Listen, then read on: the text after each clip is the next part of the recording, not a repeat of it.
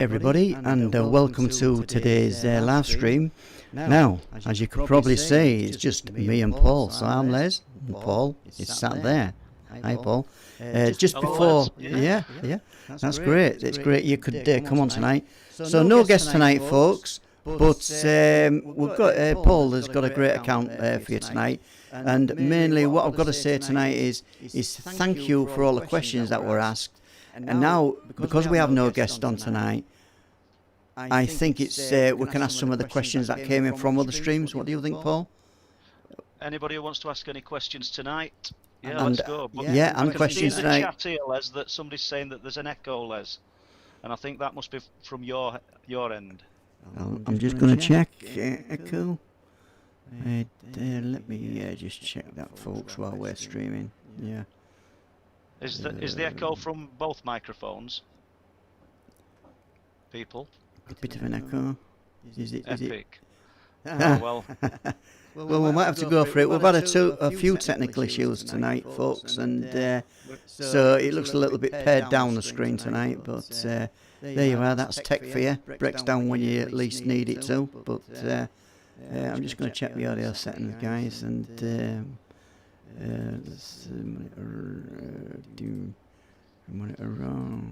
can everybody still hear me? And has the echo gone? Can anybody tell me in the chat? They're saying it's just you, Les.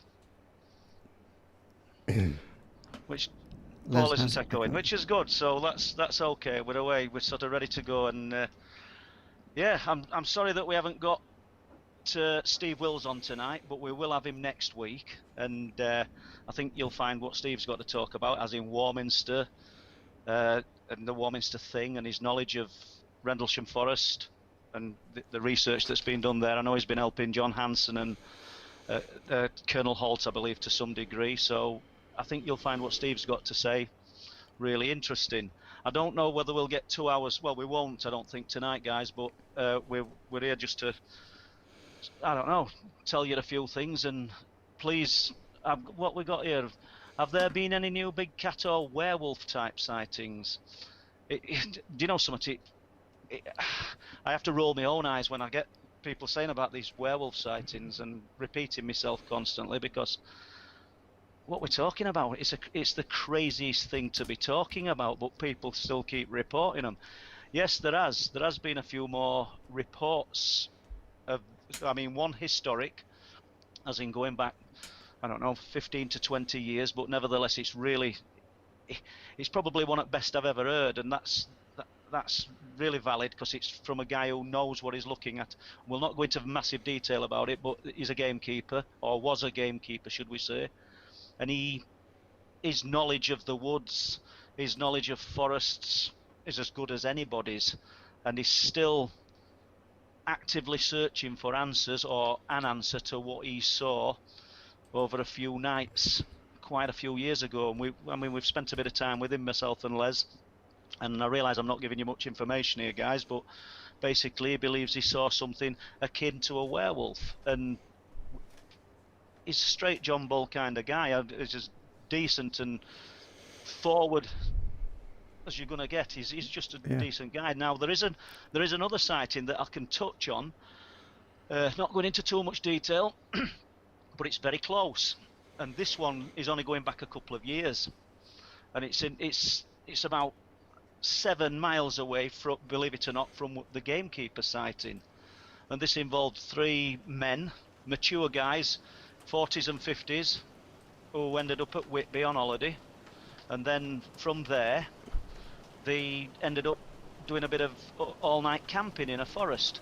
They used this place at Whitby, I think it was one at lads' mum's holiday homes, as a base, and just did other things. They went fishing and they did all sorts of outdoor pursuits.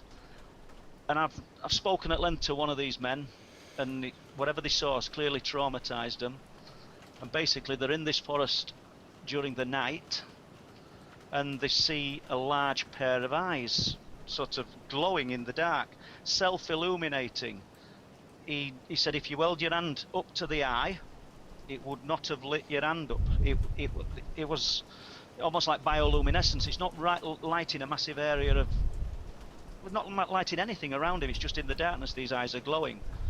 Now, if you'd have heard the emotion in this guy's voice when he was telling me this story, there's 3 of them in the wood, and they can see it and it's low to ground, and he says the eyes are huge, and he's talking to his 2 friends and saying, like, that's not the eyes of a fox or a badger, and they've not got a torch on it.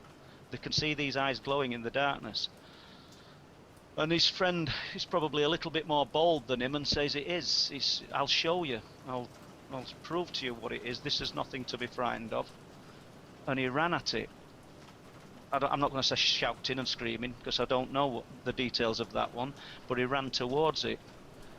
Now, if this were a deer or a badger or a fox, it would have legged it.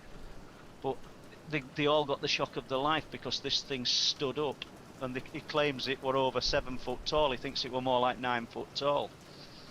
Now, once again, I'm as sort of gobsmacked as you guys listening to these stories when I've got grown men telling me things like this. And what's interesting, Les, is that the forest where this was seen just a few years ago is only, like we've said, 7 miles away from the gamekeeper sighting.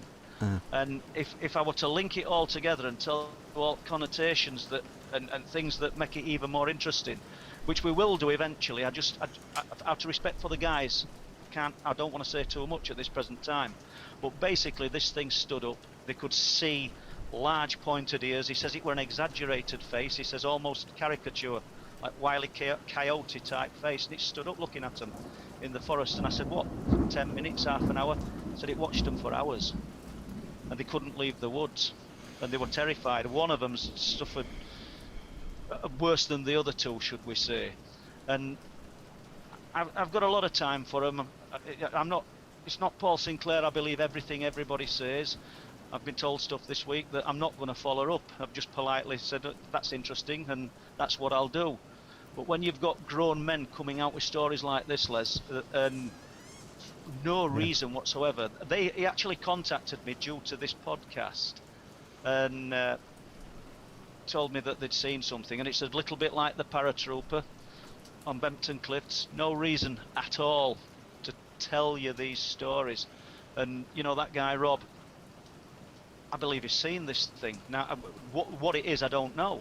We've in a similar area, when we stick with the paratrooper sighting, and we go to Speeton, we've got the guy who told us that sighting, Les. And that's where I'm at with the cryptid type sightings at the moment. As you know, Les, we spent a day with this chap last week, and I don't. What were your opinion of him?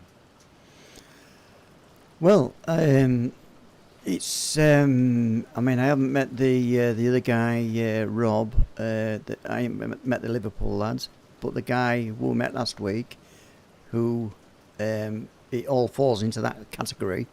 Then, yeah, it's a story that hasn't left his lips since he saw it in 2001, was it, Paul? That's correct. Something like that.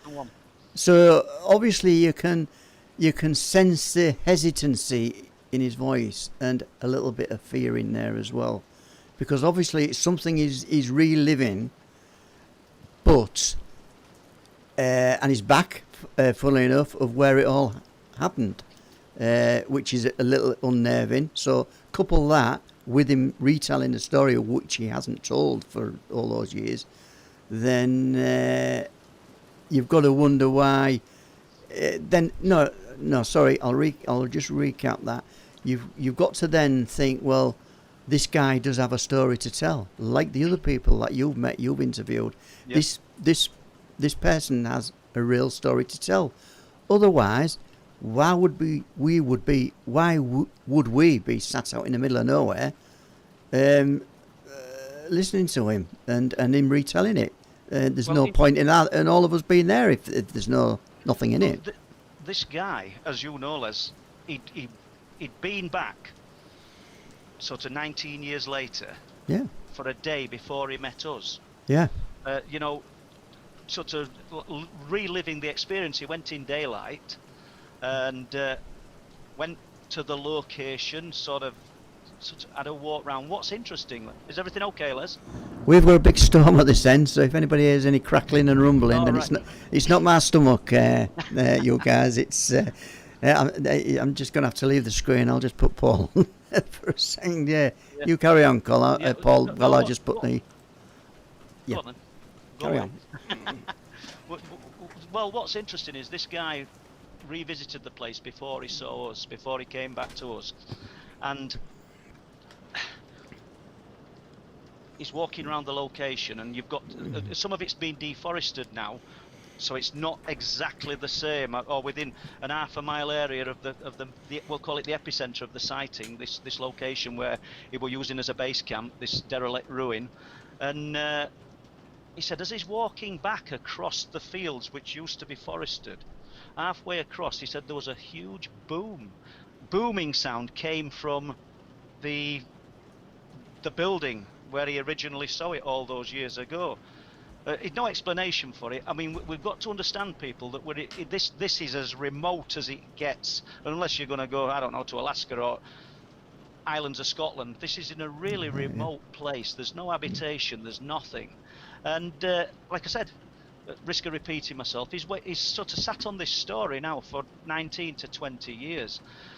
Just briefly tell you, because what we didn't say, or what I didn't say, although I've not told loads of this story, I realise is 2 weeks before he saw this creature, he was walking down a woodland path with his nephew, who'd come to stay for a few days. Is an ex-marine, this guy, which will tie into the story in a moment. He says, and as he's walking, which is interesting, isn't it, because we've got the paratroopers at Bempton, but he's walking down this path about 10 p.m. and they're heading to this base camp, and a luminous sphere of light just shot up from the ground at the side of him, literally up into the heavens. He grabbed his nephew, dropped him to the floor, because he thought that they'd triggered a tripwire flare, because he was familiar with them when he were in the Marines. He said, but there were no sound. The tripwire flare is designed to illuminate the area, basically so they could clean up, if it were in a conflict situation. He said, so it just sort of threw him. It absolutely staggered him. He couldn't understand why or how this had happened. So that was 2 weeks before. Is there any association to what he's seen and the light? Well, I'll tell you now, he thinks there is. I don't know. I wouldn't discount it. He's the witness, not me. But then, what's interesting, and we're sort of throwing little bits of this story all over the place, in that period of time, the 2 weeks-ish that followed, the next day he went back looking for magnesium burns and scorch marks, because he knew exactly where this had come from. There was nothing. But in the 2 weeks then, himself and the gamekeeper that he worked for, that both witnessed it, could hear a baby crying in the forest. I mean, get your head around that. And I mean, obviously he's familiar with animals in the forest and things, because I don't want to sound too gruesome here, people, but if an hedgehog gets sort of cornered or attacked by a fox, they do scream and whimper, because I've heard it myself. But he'd gone through all these scenarios. It's just, for want of a better word, it sounded like a newborn baby crying. And every time they walked towards it, are you okay, Les? Yeah, we're fine, Paul. Yep. Yep. Every time they walked towards the sound, to the edge of the forest, it stopped and started a little bit further in a few minutes after. And in his own words, he said it were almost as though he were being lured into the forest. When you get the full extent of this story, you'll be blown away. It's absolutely amazing. But that's really about as much as I want to delve into it tonight, Les. Okay, that's fine, Paul. Okay, we'll leave that. And I think we did have something lined up for tonight, Paul. And just a change of tact on this one. So it's the RAF Leeming incident or sighting. Oh, right, yeah. Yeah, that's great, yeah. Yeah, if we can just touch on that. I think you started that one on the last stream, but I think we'll go into a little bit more depth and just pan it all out into what really happened. Well, this one, a year will come to me in a bit, but it involved an RAF engineer obviously based at RAF Leeming. We'll call him John.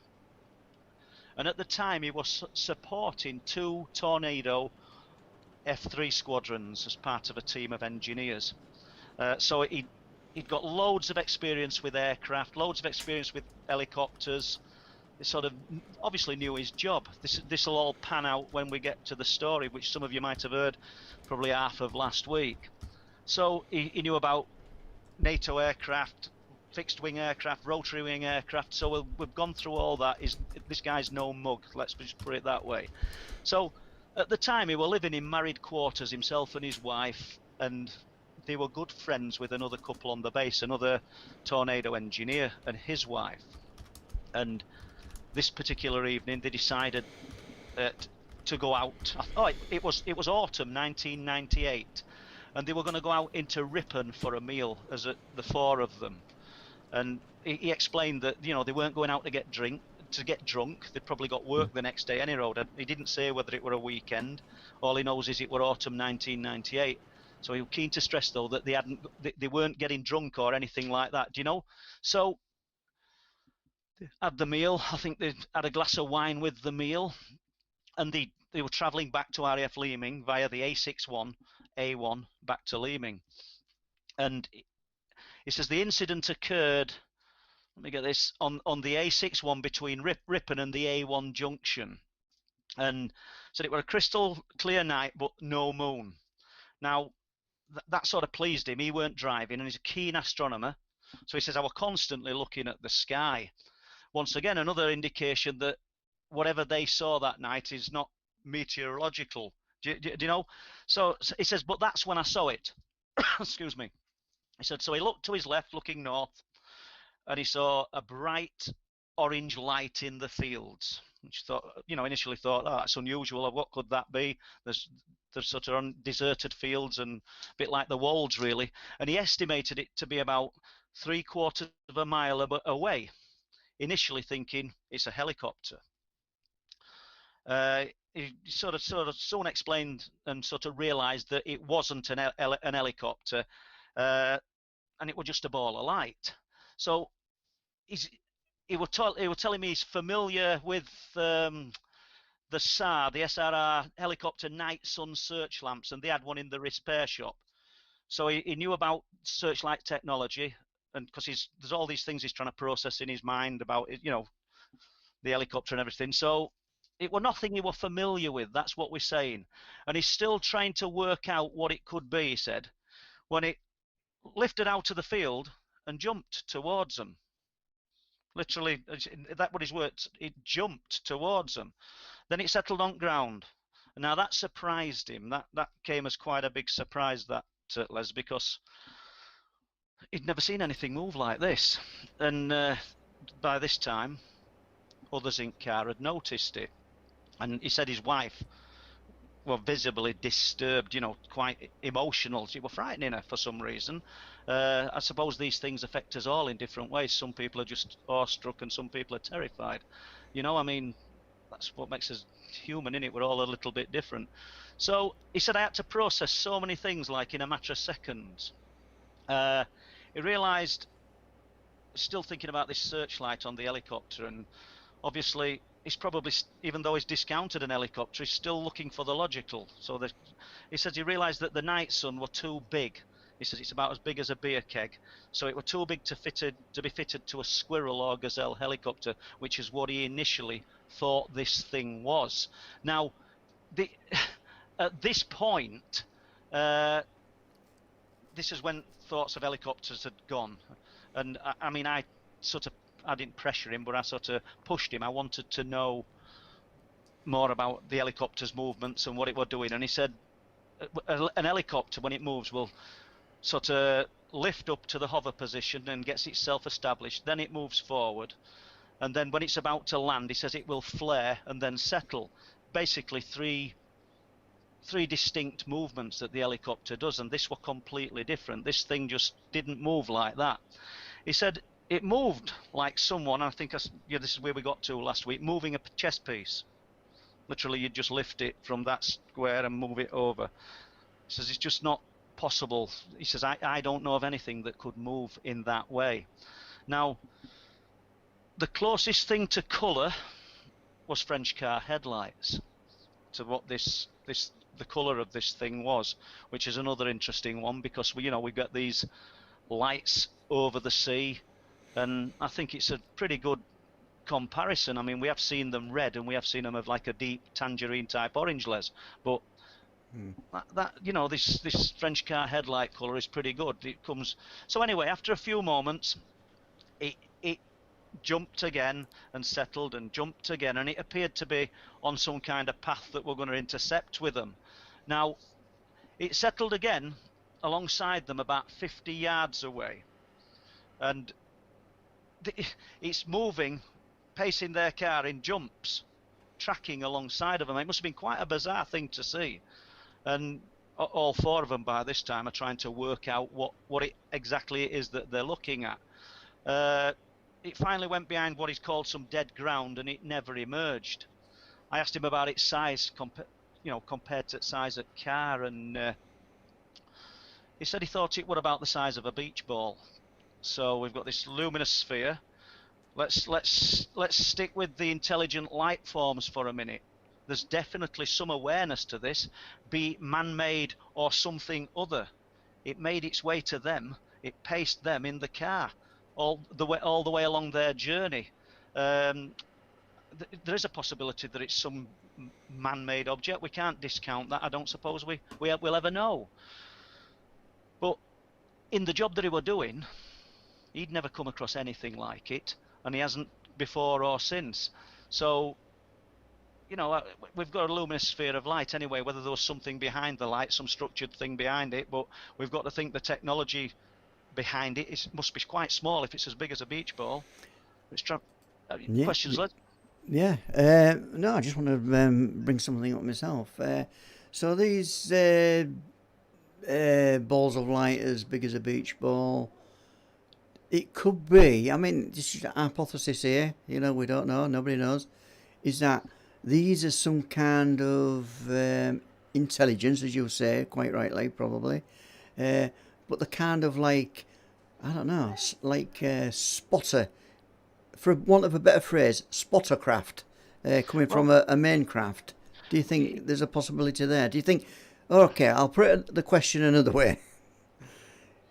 Are any other lights seen in the sky at the same time as these smaller beach ball size of spheres?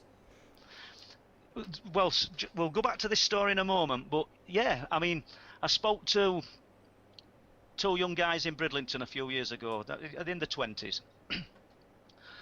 I wrote about it in first book because it was quite a weird. I was walking into town with my wife Mary, and minding my own business, and there's two guys in front of me.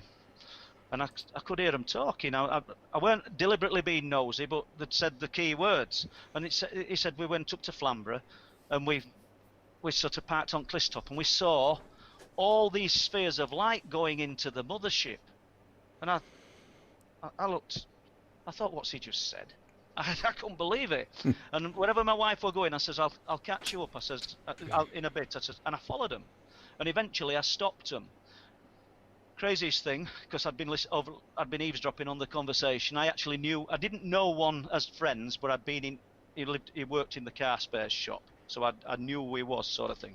Told him I'd been listening, told him my interest, and after, I don't know, a minute of looking at me and thinking you nosy bugger probably, but after a minute or so, he told me the story of what he'd just been relaying to his friends, and he'd gone in his car with a couple of friends, or I don't know, 4 of them, 3 of them, just sat overlooking the sea at Flamborough, and they'd seen a huge, like, he said, like melon-shaped thing over the sea, but it was dark. They could see it, but it was dark. It wasn't all illuminated. But what they found, well, they probably found every bit of it interesting, but what was interesting was, he said there were spheres of orange light leaving it and entering it and coming to it. So that sort of ties in with what you've just said, Les. Do you know what I mean? Yeah, that's kind of what I was alluding to. It could be like these are like spotter craft, because I know like other sightings around the world of similarities. I like that, aren't they? Well, yeah, and there's a guy who I spoke to earlier in here, Dave, who lives in Flamborough on Lighthouse Road, and I think we've done this story, but he were coming home with his wife. They saw the huge light above Danes Dyke as they're travelling home, thought it was a searchlight of an helicopter, and didn't think much more to it. when they got home, his wife went inside and he stood looking out towards the lighthouse, and these huge spheres of light, like searchlights, lit up, bright orange lights. He said they looked in configuration of a number 5 on a dice. But what he said that was interesting, and I've got the Coast Guard's, I put a Freedom of Information request in and got the report, because obviously he phoned the police about it, the Coast Guard spoke to him about it. What he found interesting was that between the spheres of light, because they're filling a huge area of sky, if anybody can picture the night sun, this huge searchlight on an helicopter, imagine 5 of them.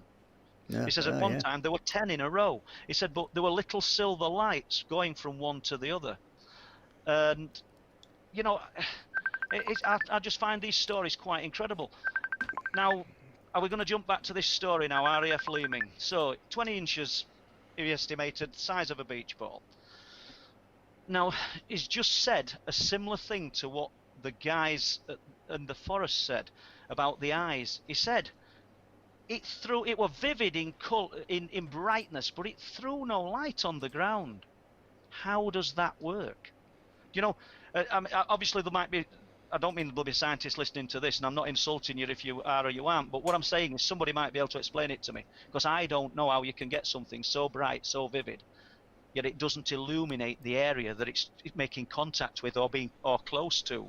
Remember the police officer I visit at Speeton with, he had that weak torch that cast its beam all the way to the 3 neon white lights that were so bright that they were hard to look at, yet they weren't lighting anything around them.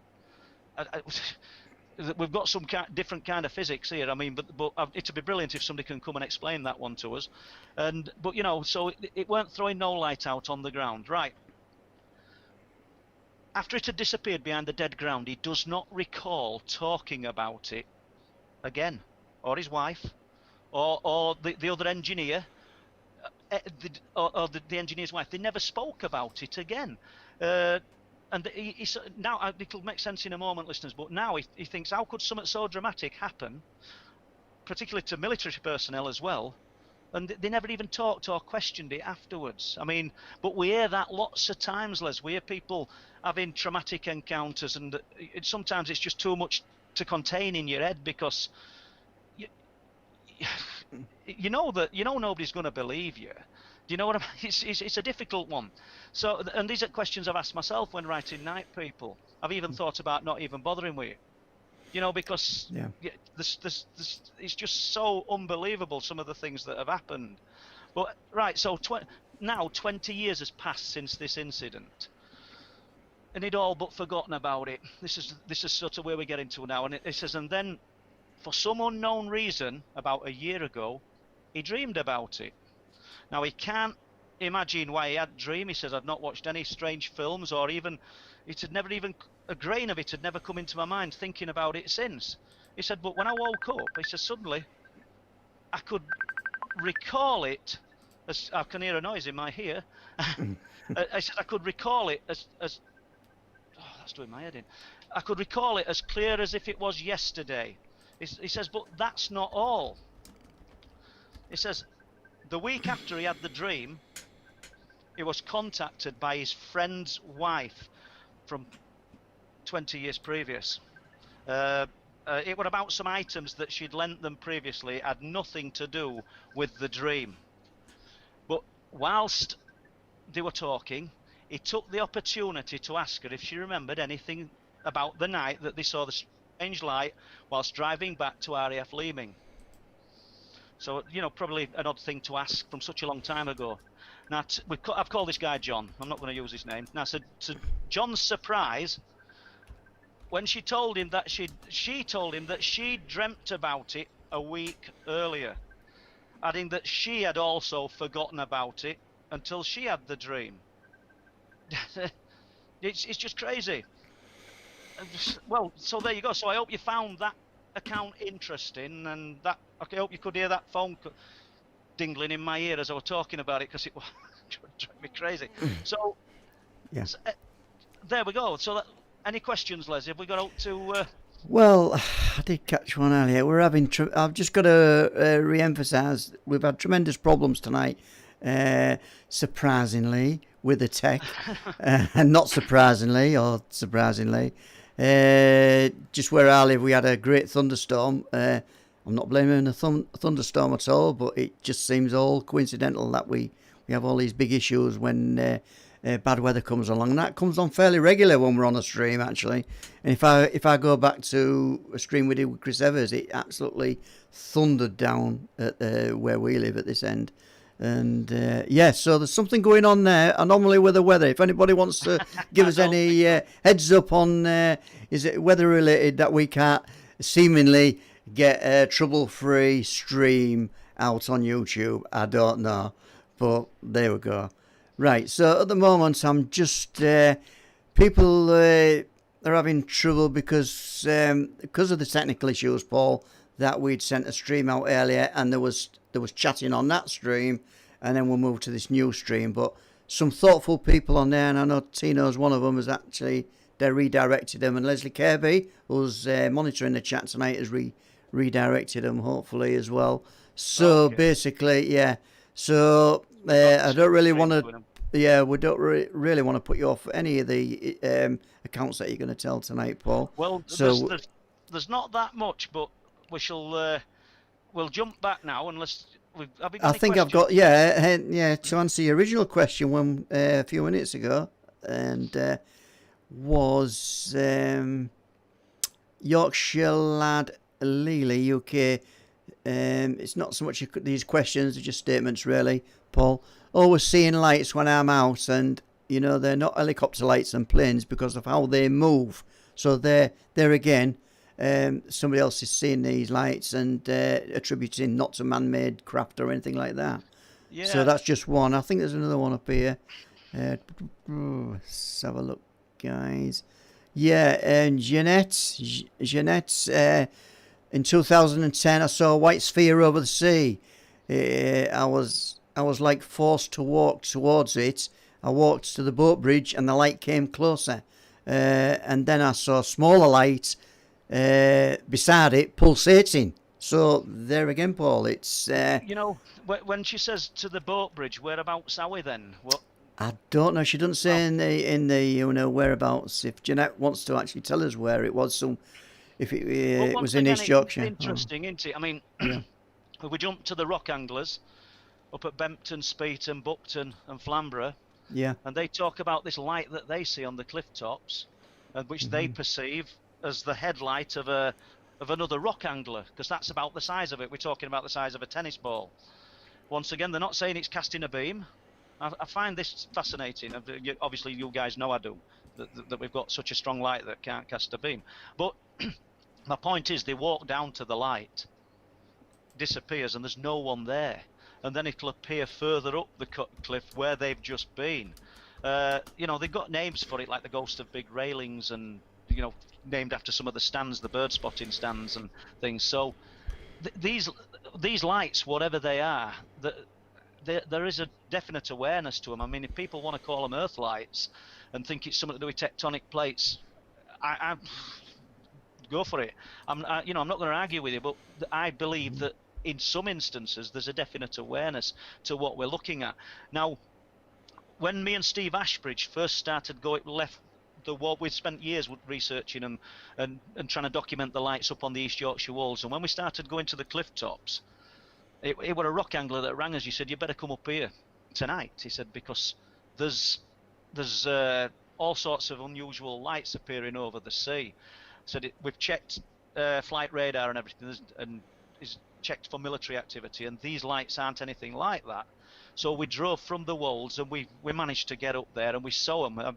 Still, probably apart from the Lee Hayward sighting, one of the best nights we've had of seeing these objects, which were witnessed by not just one or two rock anglers, a group of them. But what were interesting, while we're looking at these things, Steve said, because one of them lit up close, and it looked like, can you picture a wire basket, a paper basket, with a thick wire around it, and it actually looked like a basket. It was bright orange, but you could see lines around it. Now, the reason we didn't get any footage of it, the rock anglers, we could hear all them shouting. We were stood back from them near the old RAF base. We could hear, whoa, they're all sort of commenting to each other, look at these, and because it were really going hectic. I think this was 2016. Now, I spoke to a rock angler a few weeks ago called Mally Skelton. He won't mind me using his name. I did ask him. He's known by a lot of the anglers up and down East and North Yorkshire. I think he's quite well respected. But he'd been talking about these lights long before I'd been talking about them off the coast and seeing them. He said, nobody believed me. He said his wife didn't believe him. And then she came up with him one day and she got to see them. Now, Andy Barmby and Mick Sigson saw the UFO in Cornelian Bay the night that they were rock angling in the snowstorm. Mally says to me, as we're talking, he went, and bearing in mind, we've got another witness to that as well, because it was during a match, an angling match. I mean, these lads they're hardened to the sea. Anybody who'll come home after a day's work and then go and stand in snow on edge at North Sea, they've got to. The tough guys, do you know what I mean? Yeah. Can I just? Sorry, Paul. Yeah. Sorry to put in, Paul, but I've got to go back to some of the technical issues we had earlier. Okay. Some of the people on the original stream are now just coming across onto this stream, so we'll just carry on in a second. If I can go to a couple of questions and just bear in mind where you got up to, then we'll just give the people a chance to get back into this stream. Sorry for all the issues, guys and gals out there, but it is what it is, I'm afraid. And we'll go to some questions, I think. Come on, then. Let's see if we can get any.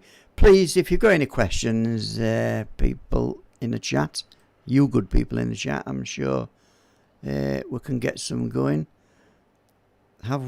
Lisa Rod is asking, I think she must have come late into the chat, have we missed the gamekeeper's account? Yeah, you did it a little bit early.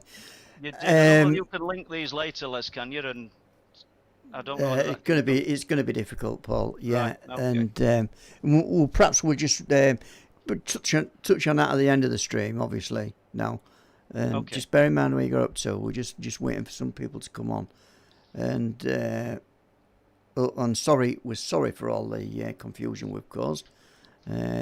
Nothing to do with Paul. I'll take it all on myself. No, it's okay. Don't worry. We need to finish the thread of this story, otherwise I'm not going to. Yes, I know. I want you to finish. Well, basically, carry on then, Paul. Yeah.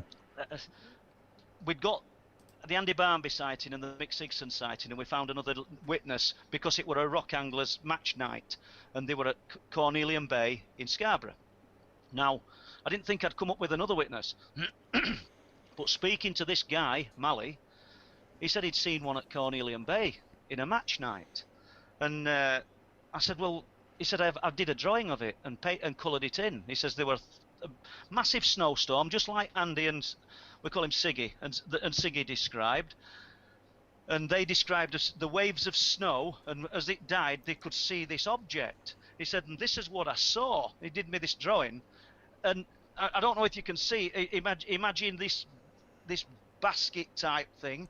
And he can see it in between waves of snow, and he were kind enough to do me that. Now, but that, although that's not orange, is similar to what me and Steve Ashbridge saw that night we went up there.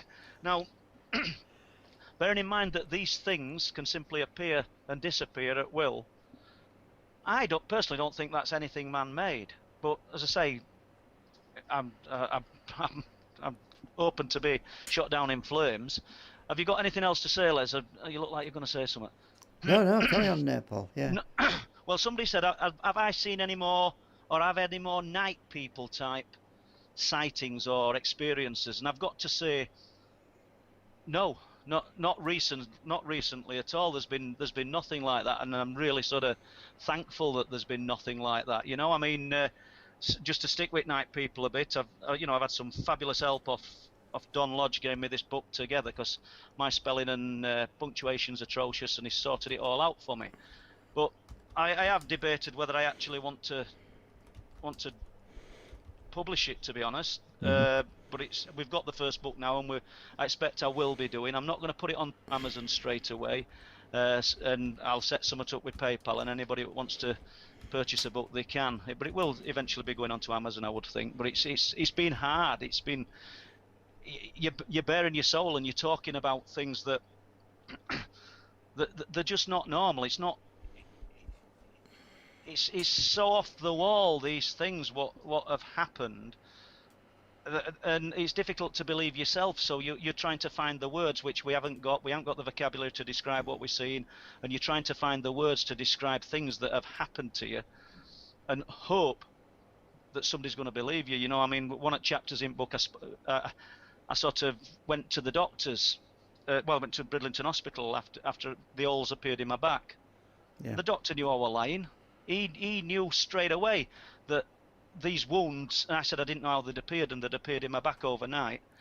Last thing on his mind was something like what I've called the night people, obviously.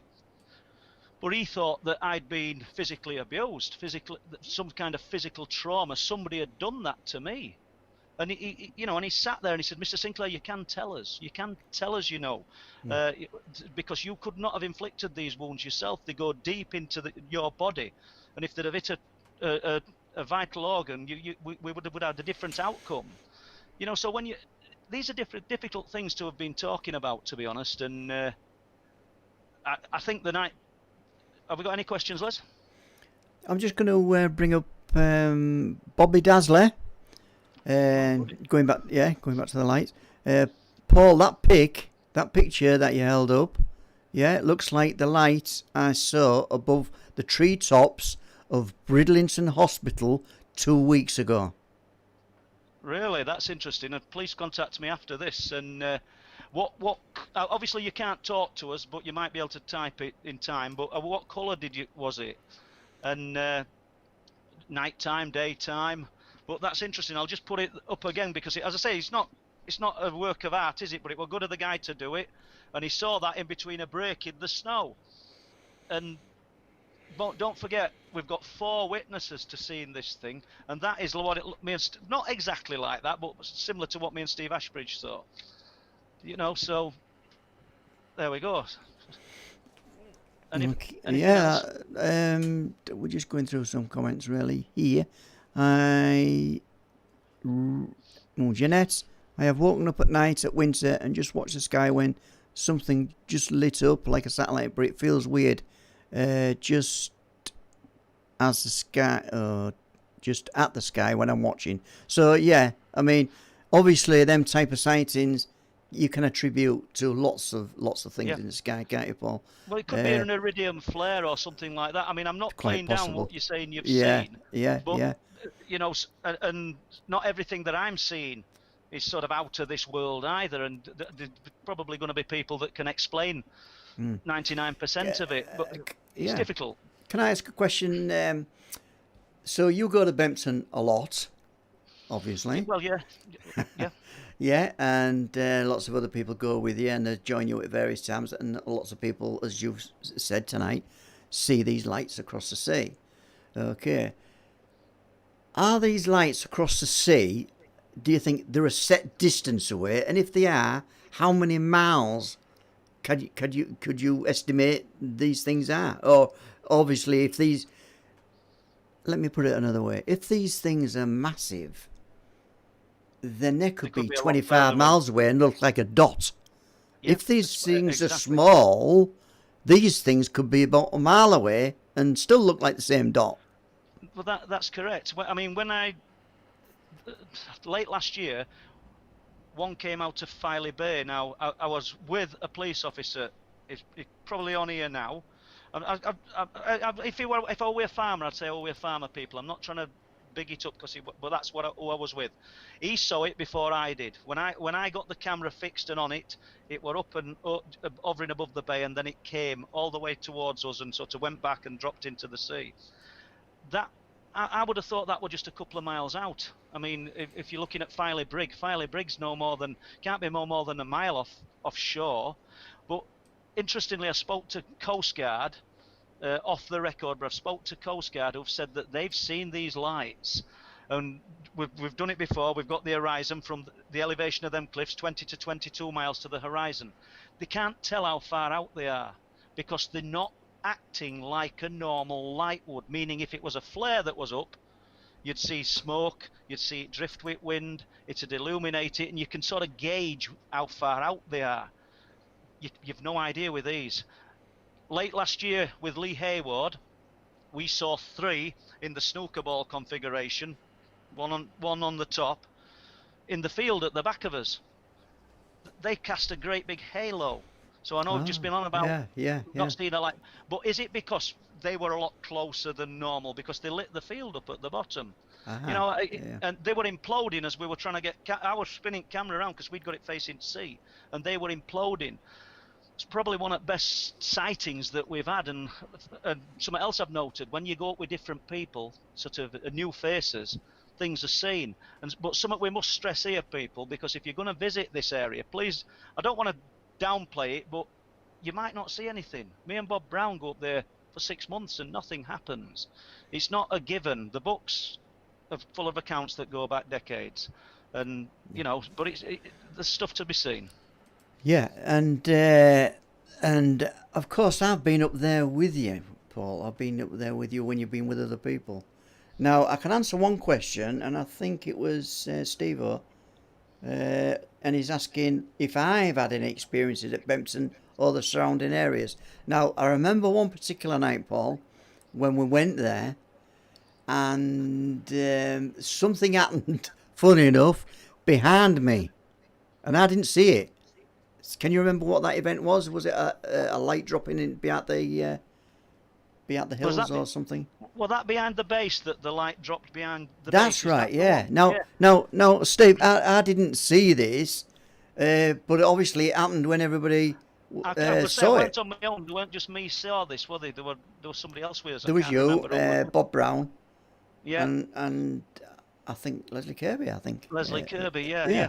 So, it's. I mean, we've got to understand, and we know we're repeating ourselves, that not every unexplained light's going to be attributed to some paranormal activity or phenomena, but you know, there's more than its fair share up there. You know, that's right.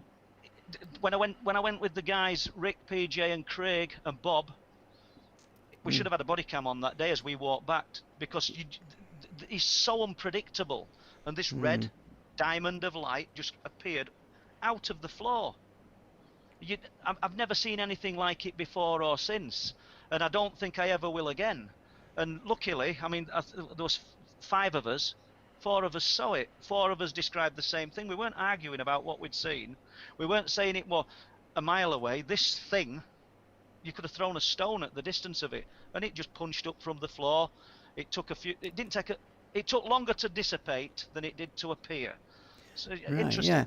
Well, we're going to a good question from Stacey Singer, and Stacey is asking, do you feel any energy from these crafts, lights or what have you? And if you do feel any energy, do you feel like an oversensing whelming benevolence or malevolence? Do you feel distressed by it, or do you feel happy and relaxed? I think you know when something's going to happen. I mean, using Bob as an example again, because he comes up there most with me, we can sit there for weeks and it's flat. I'd call it flat, and you can go up another time and it's almost buzzing. And jump into the paratrooper, it weren't a light, it were a cryptid sighting, but he said the air were prickly, the air was electric, and you can almost feel the energy in the air, and I don't know whether. Is it us? Are we enhancing or giving off anything? Just like I think somebody were on about the Stephen Greer and the sort of trying to communicate with the lights, with the UFOs. I mean, we've never done that. Yeah, I was just coming on to that, Paul. Are we some kind of conduit for these things, where we do get feelings, we do get they do affect us, and I don't know what we do with these feelings and things. I don't know, but do you think they're trying to attract our attention, get into our psyche, and affect us in one shape, form or another? It might be a form of communication. I mean, obviously it is communication, because like the RAF tornado engineer said, he's fixed his eyes on this thing and it's jumped towards him, and it's obviously interested in him. Like the rock angler said when he fixed on the star, unusually bright star in the middle of the heavens, not seen before. Suddenly, it was above him. Yeah. You know, we've seen them on the walls. I went up there, many years ago now, probably 2007, and I'd gone up. My daughter had gone to karate, and I waited for Laura just up at Waldgate at the crossroads. It's pretty deserted. In my car, jumped out of the car. I'm stood looking. You can see all the sea and all the bay and everything. It's a fabulous views. And I just looked up behind me, and it just looked like a string of orange sausages, about 5 of them, and they just dissipated. Now, how long had they been there? Is it an all-seeing, all-knowing kind of awareness? I mean, Andrew Collins came up there. He's been up a few times now, and Andrew thought there was an awareness to the area, and he sort of picked up on it. Him and his friend Richard's quite sort of sensitive to these things. I don't know. I mean, maybe we could become a bit blasé to it, because it's flat at the moment up there. There's nothing happening, and I'm not that impressed at the moment, but I know things can change instantly. I mean, we could go up there for 3, 4, 5 hours, and somebody could go up 30 minutes after us, and something will be seen, and you might not find out about it till weeks later, or you might never find out about it. It's so, if it were explainable, if it weren't so random, if it weren't so unpredictable, we'd have answers, Les, wouldn't we? But you know, we've not got answers, and the people that say they have. I mean, when I think it was just before Christmas when Jerry Denning came up and Chris Turner, and we had Chris Wright, Steve Jackson from Scarborough, because they'd been watching these lights at Scarborough, and they'd driven through to be with us. Yeah. And that night, it were pretty special. These things were showing up. Now, luckily, in the form of Lee Haywood, we'd got everything that was in the sky, from a military aircraft to a known aircraft, because he's that switched on and clued up. These things were none of that. And you know, I'm quite confident. We've got decent trained eyes on these objects, which would just appear, and then another one would appear, then they'd switch off, and another one would switch off, then there'd be one somewhere else in sky. They're not flying from anywhere, they're just appearing. You know, it's crazy.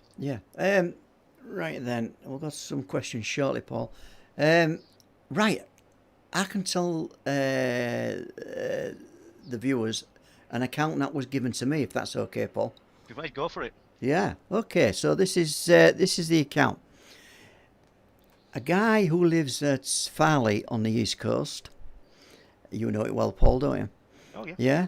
Yeah. And Farley Brig. That's where I was positioned. And he obviously came up to me, and I had a pair of binoculars, and he had a story to tell, and he wanted to tell it to somebody, and I sat down on a bench with him, and he proceeded to tell me this incredible story. Now, the story went like this. He was walking his dog, as he had his dog that day with him, right? He walks his dog every day, practically the same path. He was where we were on that bench, approximately, and he saw this flying saucer. Now, this was in daylight, Paul. It was early morning, in the summer's morning, so that, you know, it was pretty bright. The sun was up, and he transfixed on this craft. Now, it was your typical UFO shape, he told me. Yeah, and I couldn't get any more details from that. Whether it was spinning and emitting lights, I don't know. Okay, but he watched it travel across the bay. Okay. Next thing he remembers. Now, if you know the area, folks, you'll know that there is some distance between these two points. Next thing he remembers is walking up a ramp which leads onto the road from the beach outside of a hotel, which is back in the town centre, Paul. Yeah. Right? Then, from then, he didn't know how he got there.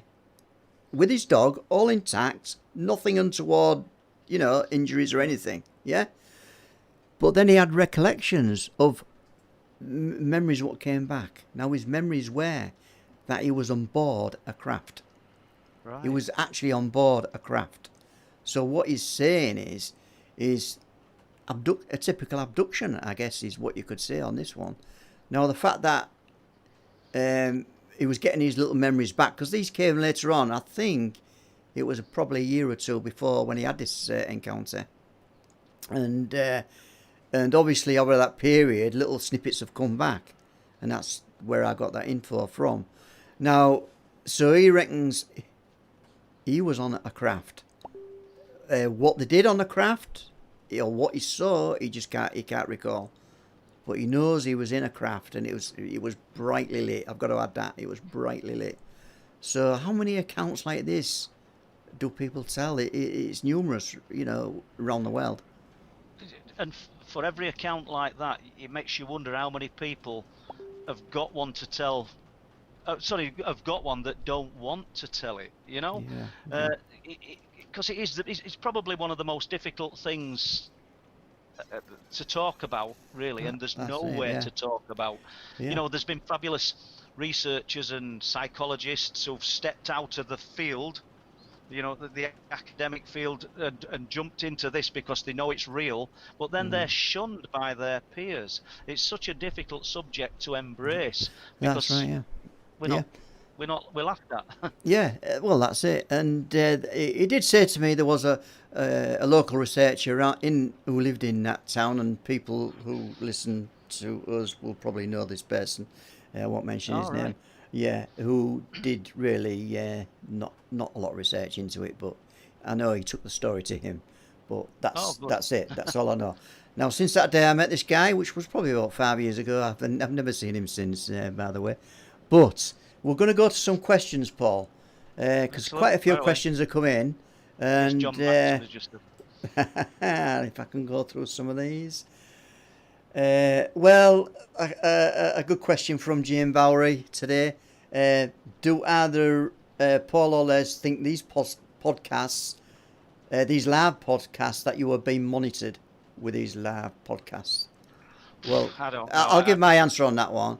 I think undoubtedly all these live podcasts, any podcast to do with this subject, and lots of other touching subjects as well, do get monitored. And I do believe they're all recorded, and through all these three-letter agencies, they've got all the information out there, and there's no doubt about that in my mind. Well, And I don't. You're probably right, Les, but I don't think we're saying all that important that well, we, yeah, that you brings know. me. Yeah, that brings me. Well, your importance is probably, they think probably different. But I'll digress on that. What what I think is that it's you might be okay at the moment, but further down the line they might think you've overstepped the mark. Are you with me? Yeah. So I think there's a lot of monitoring going on, to answer the question anyway. I think there's Yeah, a and lot of monitoring going on. and it's well, in which case then like you just said, it's not just for this. It's for other people who are relaying these kind of accounts because, like you said, we might touch on something sensitive or near a sensitive That's area. it. So, Yeah, but yeah, I don't really think that.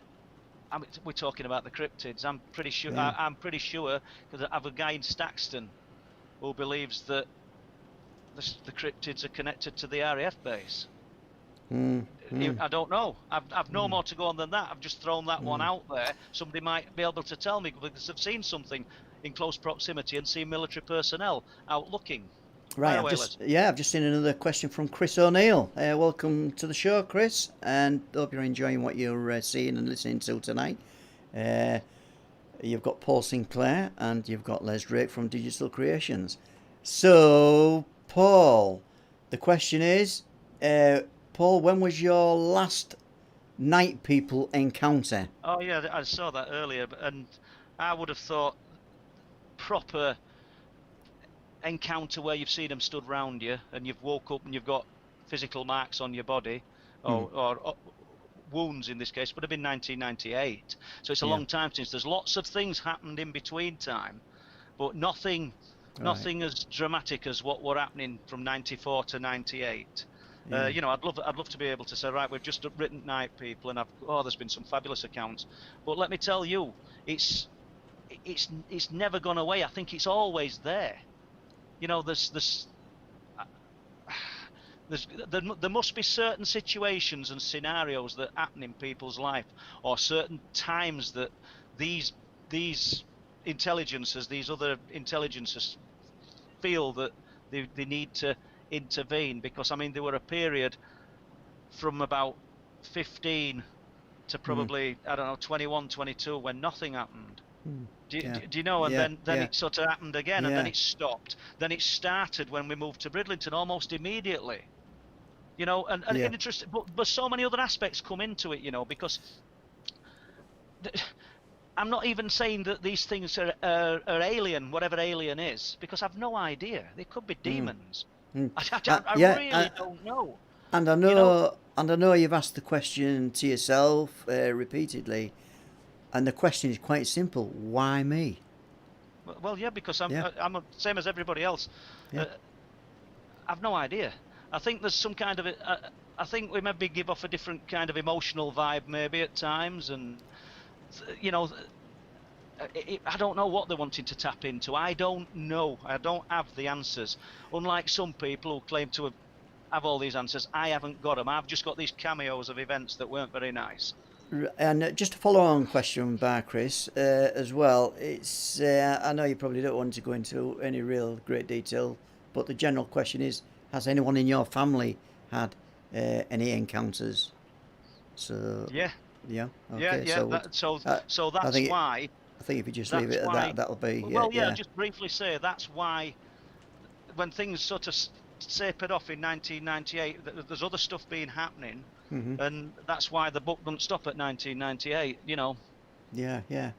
Okay, then well, Chris has got a few questions in tonight. All right, MK5446. Welcome, MK5446. So the question is, Paul, have you ever looked at the geology maps in your area in relation to this unusual phenomena? So does geology play a part in this, do you think? Well, I think it might do. I mean, I've noticed in other countries people look at granite formations and other things, and I've looked at the geology thinking, is there a massive outcrop of iron ore or something that's creating this magnetic anomaly? I don't know, 10 to 25 miles off Flamborough Head that just seems to switch on when it wants and never appear again for a few years. No, if a geologist wants to jump in and give us some advice or help, though, you know, more than welcome. Yeah, well, that's it, yeah. And what I've got to say at this juncture is that we have reached the hour mark. Now, I know we, for want of a better word, we're bogged up on the initial stream. Are you prepared to go on for another 20-25 minutes, Paul, on this? Are you okay for that?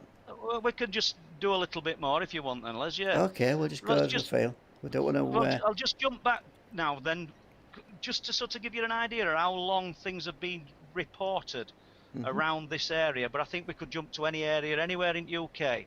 I think I've said this before as well. I don't particularly know whether this area is special. It might, and that don't mean I'm special, but it just might mean that they've got somebody so focused and driven that I'm looking for it, and people are coming to me now and telling me, because I think there's places all over UK like this. But in 1966 there was a pirate radio station, a boat anchored off Bridlington. What were it called? Radio 270. 270, yeah.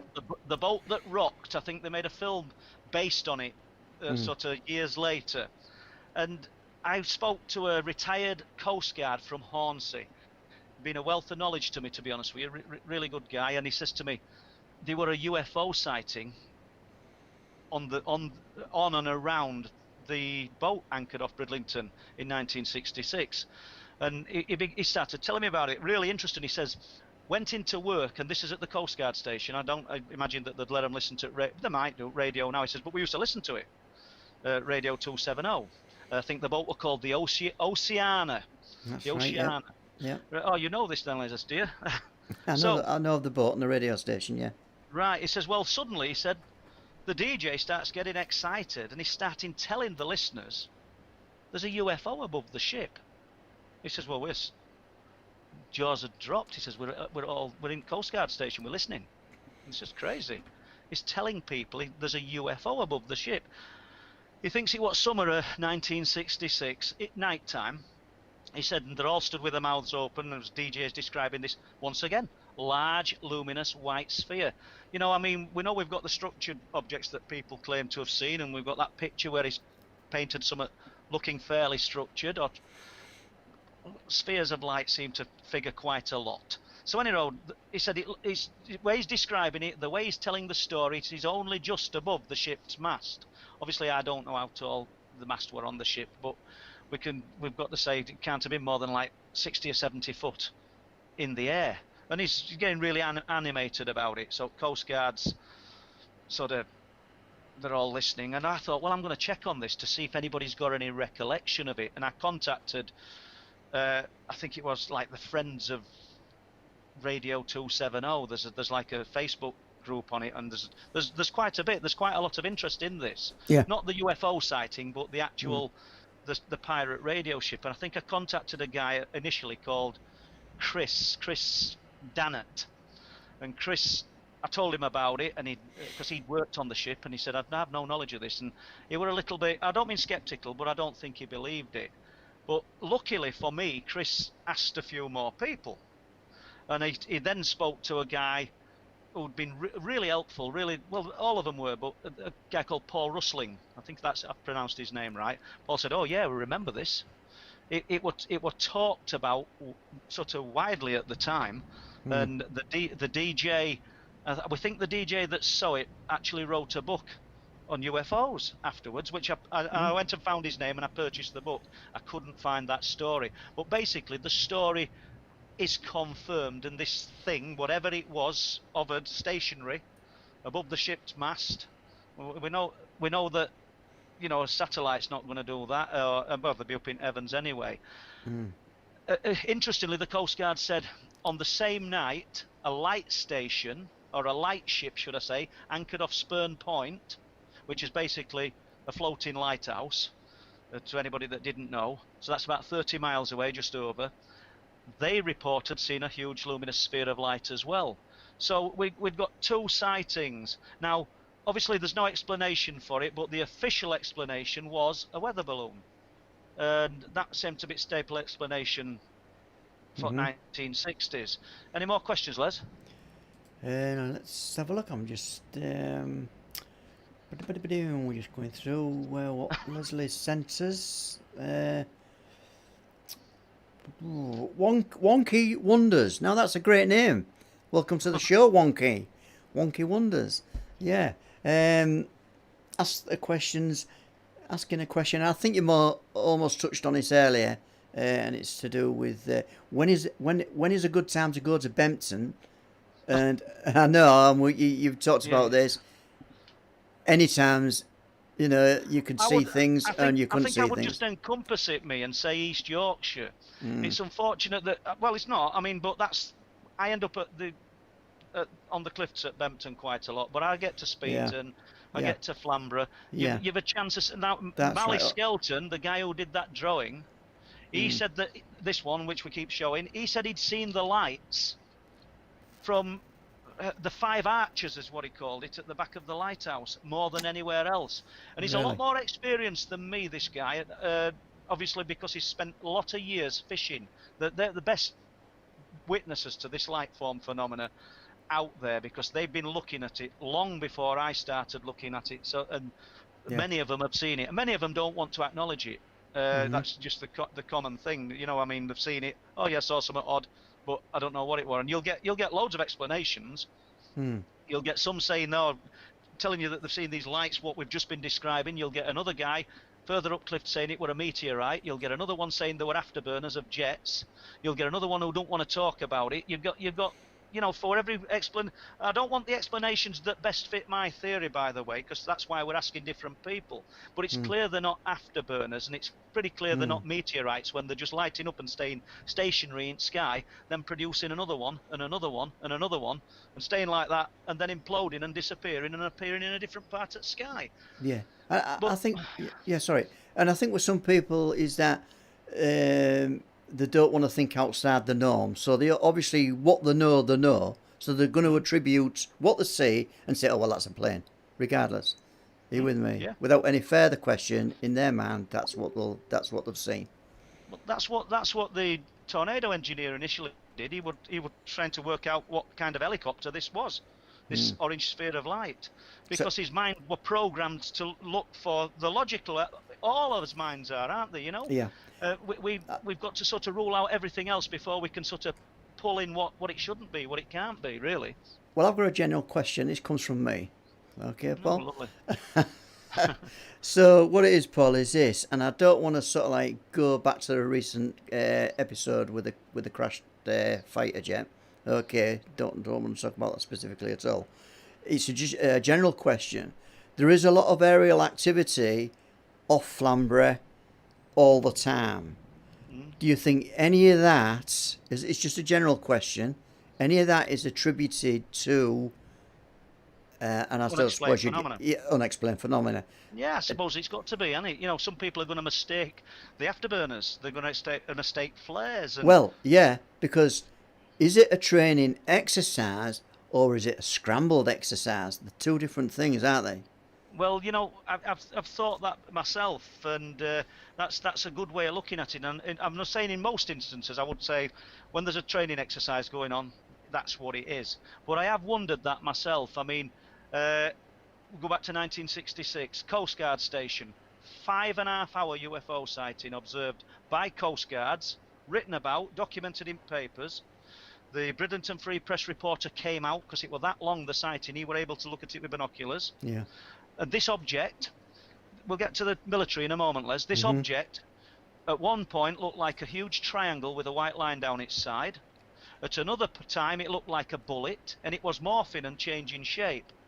But I wouldn't say suddenly, but during the morning, military jets were flying around below it. So that's a scrambled exercise, really, isn't it? Well, the military explanation was they had got, and this is in the paper. I think it was a spokesman for the MOD that had said this, Ministry of Defence. He'd said, "We know nothing about the object. We don't know what that could have been. Let's assume that we're flying at, this thing was at 40,000 feet. They were at 20 or whatever. I can't remember distances, but they were a good way below it, sort of flying around. But that morning we had a military exercise going off." Now that military exercise didn't start when this started. That was observed at 5:30 in the morning and went on till dinner time, the object in the sky. At one point it appeared over Filey as well, and they said it could have been tethered, something tethered. Now there's 6 miles between Filey and this sure. spot, Yeah. but and interestingly, we might touch on this next week when we speak to Steve Wills, because they've got the Warminster thing. That sort of figures in their UFO lore and, you know, history. But interestingly, the papers in East Yorkshire called this the Filey thing before Warminster. Do you know? Yeah, which is, yeah. you know, just a quirky little thing to say, sort of thing. But yeah, 5.5 hour sighting, and then military aircraft turned up below it. Okay. I'm just going to go to another question then, Paul, if that's okay. Wonky Wonders again. I think we've got Wonky Wonders. Hi, Liz and Paul. Any stories about reptilians? No, I haven't. No, you know, in Night People, there's a story. I've often wondered what it was. That if anybody who's married, if you wake up in middle at night, you sort of get an idea if your wife's awake or your husband's awake. I don't know how. I don't mean you speak to him even.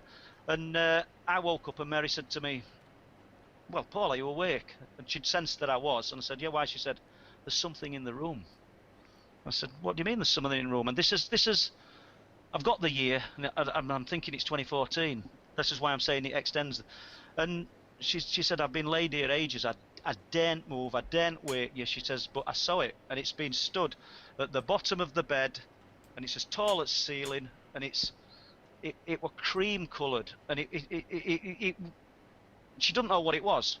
She says she's seen it. I realise this is the difficulty of writing a book like Night People, because you're saying things that just don't conform to anything.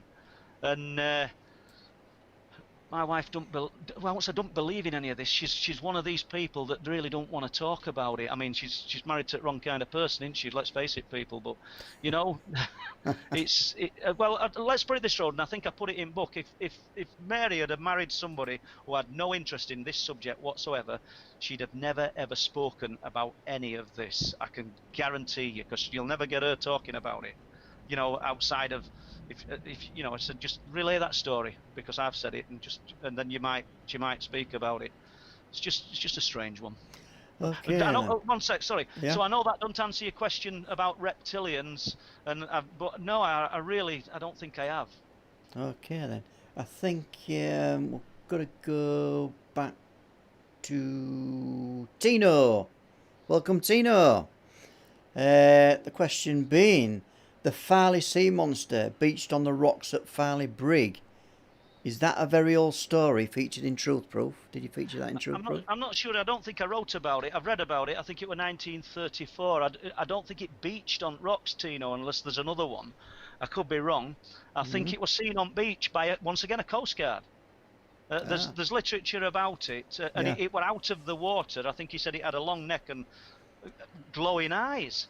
Now, what's interesting about the Filey Sea Monster story, and people don't shoot me down because I might have got my dates wrong, but I think it's just before Loch Ness, the Loch Ness Monster, the famous Loch Ness Monster sighting. Yeah, yeah.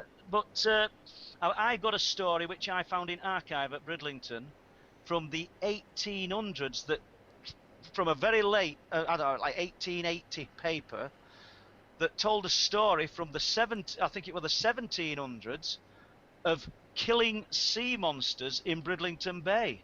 Talking about the fishermen going out. These things had club feet, big clubbed feet. I've got the newspaper clipping. I think, in fact, I've probably read about this one in Truth Proof 3, and they killed them. Now, how much we attach to this story that's hundreds of years old, I don't know. But you know, Yeah. it's just an interesting one. Can I just add to that? Just playing devil's advocate here. These sightings go back like 200 years. What you've unearthed in documents, More, or nearly 200. Yeah. We've learned a lot about sea creatures in that 200 years. Could have been what we whales. didn't know then. Yeah. Yeah. So obviously, there could be something that we know now but didn't know then. It's just. But in the I'm just news putting that out clipping, I'll there. see if I can. Yeah, I would agree. And remember, I know it's an old news clipping, so obviously it could have been romanced and added to. But they talk about them breathing heavily and having tusks. I mean, so what it walrus? Do you know what I mean? Yeah, right. Okay then, Paul. Sorry. Stacey Singer. Well, I don't think this needs an answer, but I'll ask the question. But I don't expect anybody to answer this one.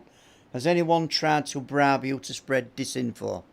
I don't think it requires it. I don't think it requires an answer. No, and I wouldn't do it anyway. You know, I mean, I'll say it as I see it, and I've got my views on what's happening, and I've got my views on what we're looking at, but I don't understand it, and if that makes sense. And if anybody actually comes to me with some ideas or some theory, and I think to myself, do you know, I've been talking about this all these years, and this guy's just proved this to me, I'm wrong, I'd hold my hands up and say, yeah, that's good, I'll go in that direction. Yeah, well, we've got to remain open. We don't know what it is. Yeah, Stacey's just added to that and says, or has anyone threatened you? Well, we can only go back to your account of the Plastic Man, can't we, on that account? That one menacing, and then when the day I went to get some photographs and for the speeding sighting. I mean, that were either a stray bullet that somebody's trying to shoot a deer or a rabbit, but it went straight past my chest. And then we've got the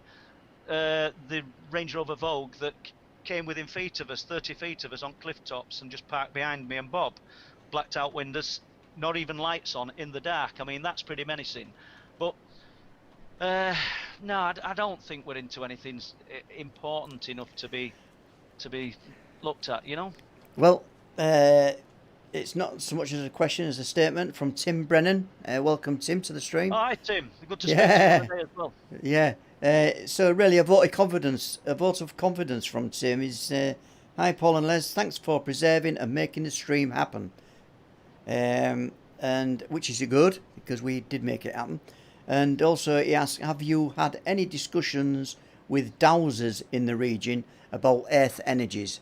So the dowsing and earth energies. I think it'd be a good thing to try and do up on the cliffs and around that area. Yeah. Only ever tried it once.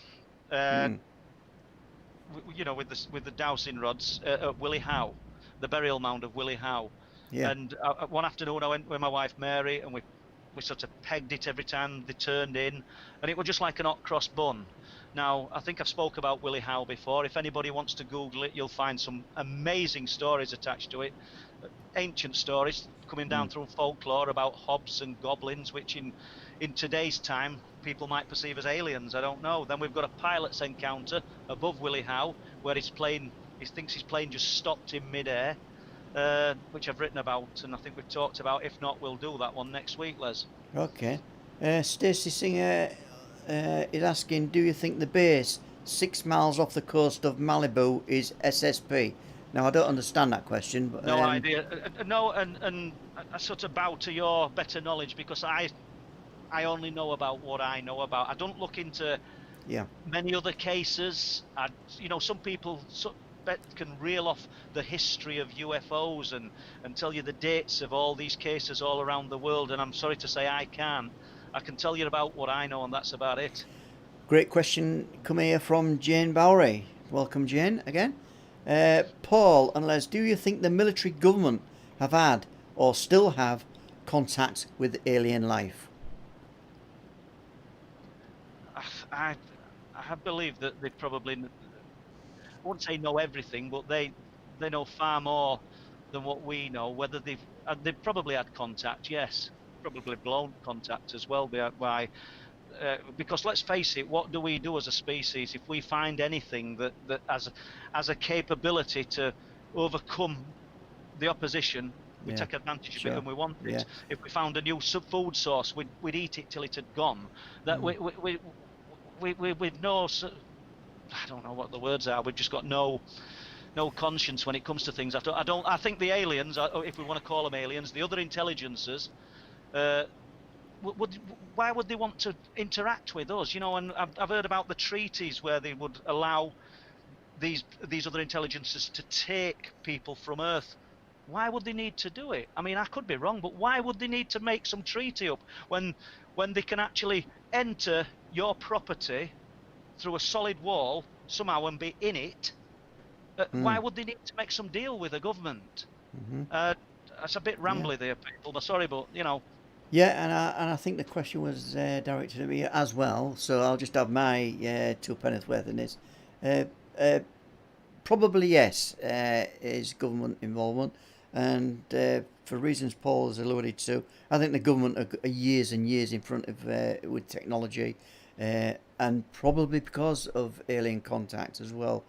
But it's only a theory. It's there's a lot of evidence packed around all these ideas.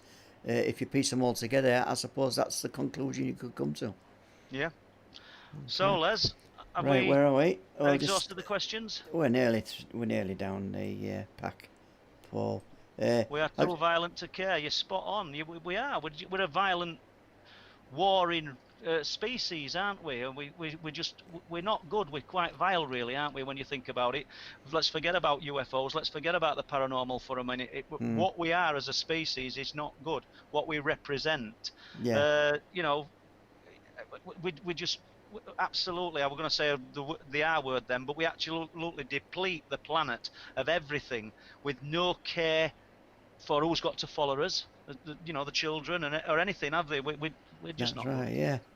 Yeah. Well, my take on it is along them lines, and it's quite simple.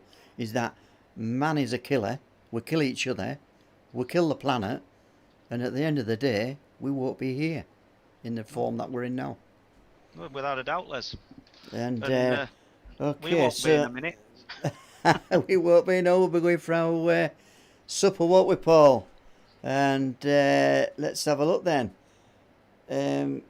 Yorkshire lad, Lee, UK, Les Drake, Paul Sinclair. What's the scariest thing you have witnessed in the years of doing this type of work? I'll just come in first, and I have had experience of nothing, and Paul knows this. I'm an outsider looking in, and Paul has had all the experiences, and perhaps he can bring out the most scariest time that he had. Scariest thing for me was being as a little boy, being in bed at that little village in Old Dennerby, and it weren't so much waking up and seeing them; it was hearing. You'd you'd feel, first of all, you'd feel the presence. You'd know they were there. But it's so difficult to explain. You wouldn't actually know until they'd gone that it had all happened. Everything's disjointed, but you'd feel it coming up the bed. And this is not one of those sort of old hag type things where, but how do we know what that is anyway? But it'd be on your shoulder, speaking to you in a different language. I find this hard to talk about. I must admit, and I've written Night People now, so I'm going to have to talk about some of these things. But, you know, I don't know what the language was. That were more frightening than seeing them. And I don't know whether that happened before I saw them or after I saw them. But when you've woke up in the night and you've seen beings, if for want of a better word, stood over you, looking at you, and they're naked. I don't mean they've got any sexual parts at all. They're just naked. They're just like plasticine, and with these big eyes, and they're staring at you. That is fear. You're helpless. You can't talk. You can cry because you can feel tears. But you can't talk. Your eyes, for some reason, I think they need his eyes functioning. I think that's the communication. That's the tool. Because I think they communicate because they mind speak. Because I don't mean we have great big conversations or we didn't.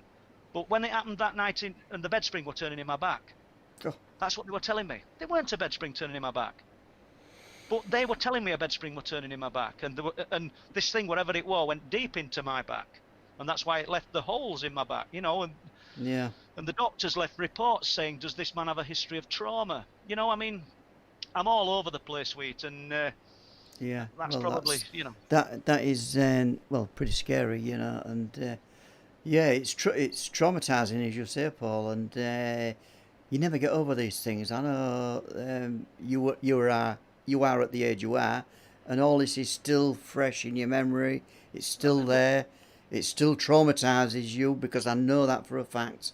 It's terrible, Les, but you've also got to understand that there's going to be people who like what I do, as in the research and looking into things, who suddenly won't like it, because this is probably why I'm so driven, but this is a part that I've not spoken about. Do you know what I mean? And I've touched on it in the past, but it's all there in that book. Do you know what I mean? That's correct. And I don't know. Right. At this point then, Paul, I think we might just have a late question in. Do you think we can have a right from Ricky84? I don't know if you know Ricky. No. Hello, Ricky. Okay. Hello, Ricky. Yeah, welcome to the show. Les, can you please put my question to Paul? Do you think there could be a link to the Dogman stroke werewolf sightings? Could they be linked to, dare I say it, the missing people in and around the area? So we know there's been missing people. Do you know something? I don't know. I don't know what the answer is to that. You know, it's a tragedy that people have gone missing, and at end of the day, we to say, yeah, I think there's a link, would be wrong, because we've got no idea. All I know is that unusual things happen in this area, but to say that they're connected to that, I couldn't. It'd be wrong of me to say. Yeah. Okay. Well, I think that's a wrap with the questions. What it is now, I'm just checking on the clock now. It's 8:30, so we've gone to our allotted time. Sorry, I've got to say sorry for the dual stream that ran, and that was our fault at our end. We'll blame it on the tech stuff, as we always do. So what can you do? But I've got to say at this point, if you want to donate anything to this stream, as little as you like, just to show your appreciation, to help us improve the stream, which is, as you probably saw tonight, is always a good thing. Then we want some improvement. Yeah, there is a dollar sign at the bottom of the chat. It's and you can donate there. Alternatively, you can go to the Facebook page where there is a PayPal link. So if you want to help us in any way to improve what we're doing, then you're quite welcome to go and do that. Now I've got to bring in, I'm just going to bring in a screen if I can. I'm going to thank everybody that has donated to the channel so far. And let's have a look. Yeah, we've got BBJ Reid, we've got Lee Roscoe, Alan Johnson, MKMD Exploration, Leslie Kirby, and I know there's a few others to scroll up when they come up, so bear with me, folks. Yeah, and yeah, and we've got to thank you all for the contributions, and it's great stuff. I think at this juncture, I think there's a few more names to come up there, Paul. At this juncture, we'll wish you all a good night. It's absolutely peeing down with rain at this end. I don't know what the weather's like at yours. Yeah, it's same here. It's not good, but well, thanks for bearing with us, guys. You know, but next week we've got Steve Wills, so hopefully you'll not be hearing my voice as much, and we'll get Steve on. And I know he's got some interesting stuff to talk about. A few more names: Mazza, Martino, Catalano, Rebecca King, and Lisa Walker. There was the other names that I've just scrolled up, and thank you all very much. At this point then, I wish you a good night then, Paul, and enjoy the rest of your night. And thanks everybody for tuning in to the live stream. Thank you. Okay then, thanks a lot, and bye.